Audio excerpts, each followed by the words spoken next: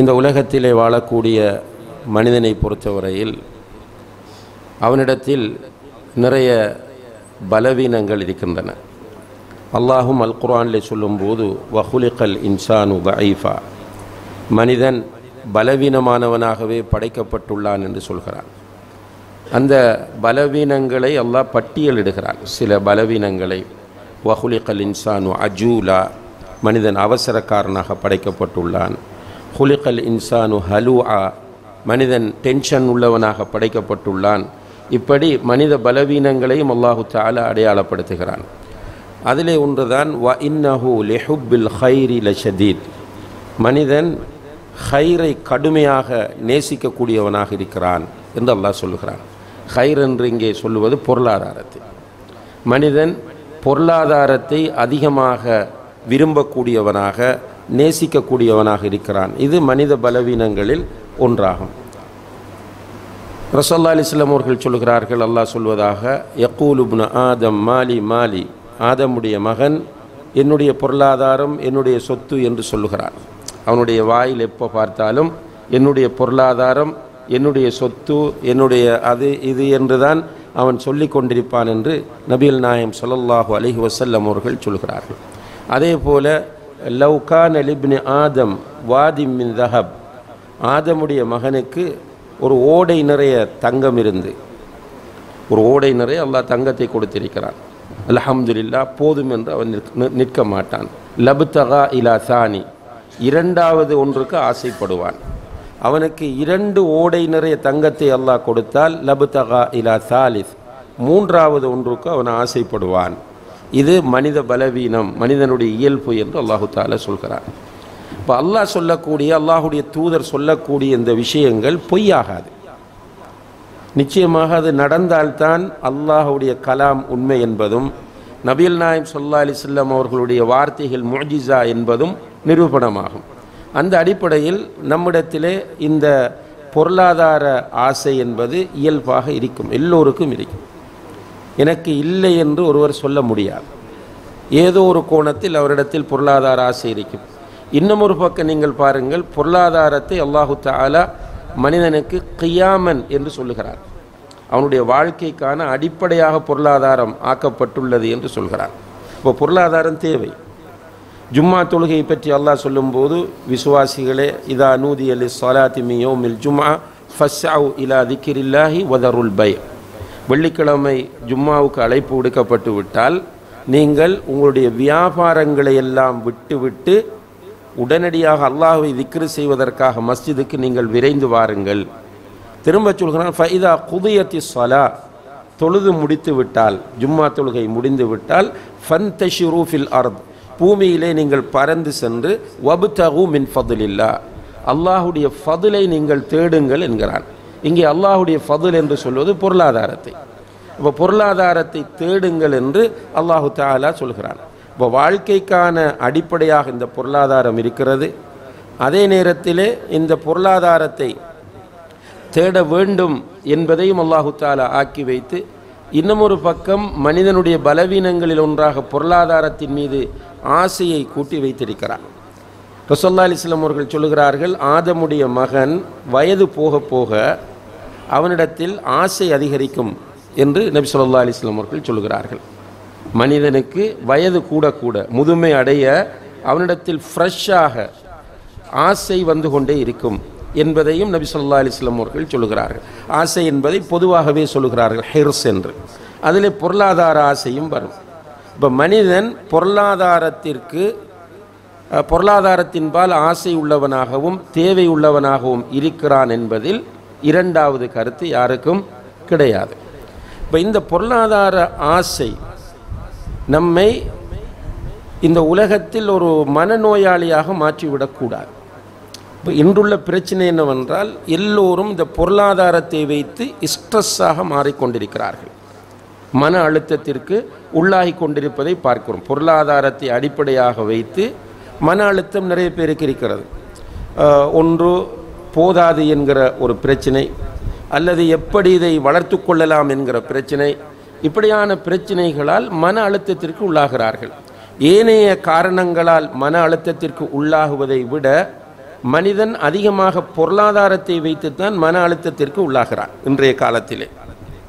என்னால் அவனுக்கு போதாது என்று அவன் சம்பாதிப்பது போதாது. உண்மையிலேயே இதன் பின்னணியில் சில சதிகளும் இருக்கின்றன. போதாது என்கிற இந்த மனநிலையை ஏற்படுத்துவதில் சில வேலை திட்டங்களும் பின்னணியில் இருப்பதை நாம் பார்க்கலாம். அதில் குறிப்பாக குளோபலைசேஷன் என்று சொல்லக்கூடிய ஒரு ப்ரோக்ராம் இருக்கிறது.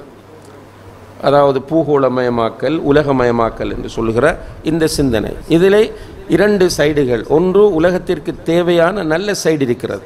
இந்த குளோபலைசேஷன் என்கிற பூகோளமயமாக்கலை நீங்கள் எடுத்து பார்த்தால் இதனால் நிறைய நல்ல அபிவிருத்திகளும் மாற்றங்களும் ஏற்பட்டிருக்கின்றன. அதே நேரத்தில் இதன் உள்ளே இருக்கிற இன்னும் ஒரு தத்துவம் என்னவென்று கேட்டால், ஒரு சதி என்று சொல்லலாம். அதை மனிதனிடத்திலே ஆசையை கூட்டுவது, நுகர்வு கலாச்சாரத்தை தூண்டிவிடுவது. இப்போ அவர்களுடைய நோக்கங்களில் பிரதானமானது என்னென்றால், பொருளாதார ரீதியில் அரசாங்கங்களிடத்தில் பணத்தை குறைத்து அரசாங்கங்கள் திவாலாக வேண்டும், அதாவது பேங்க்ரப்ட் ஆகும், தனியார் நிறுவனங்கள் வளர்ச்சி அடையும். இப்படியான ஒரு சிந்தனை இந்த குளோபலைசேஷனுக்கு பின்னால் இருக்கிறது. இப்போ இந்த அடிப்படையில் குளோபலைசேஷன் என்ன செய்திருக்கிறது என்று கேட்டால், தனியார் நிறுவனங்களை வளர்த்து உற்பத்திகளை அதிகரித்திருக்கிறது. இப்போ உற்பத்திகள் அதிகரிக்கும் போது நுகர வேண்டும் என்ற ஆசை, அதை பயன்படுத்த வேண்டும் என்கிற ஆசை ஆட்டோமேட்டிக்காக வரும். உண்மையிலே அன்புள்ள சகோதரர்களை நீங்கள் பாருங்கள், இப்போ கொஞ்ச காலத்திற்கு முதல் இந்த ஐடி அதுபோல் இந்த குளோபலைசேஷன் என்கிற சிந்தனை எல்லாம் வருவதற்கு முதல் நம்முடைய லைஃப் ஸ்டைலை கொஞ்சம் யோசிச்சு பாருங்கள். நாம் ஒரு 25-30 வருடங்களுக்கு முன்னால் போனால் நம்முடைய வாழ்க்கை முறை என்பது மிக வித்தியாசமாகத்தான் இருந்தது. மிக வித்தியாசம் என்றால், வெளிநாட்டு தொடர்புகள் மிக குறைவு. நம்முடைய வாழ்க்கை முறை முழுக்க கிராமிய வாழ்க்கை முறையாக இருந்தது. ஒரு 40-45 வருடங்களுக்கு முன்னால் ரேடியோ மட்டும்தான் இருந்தது.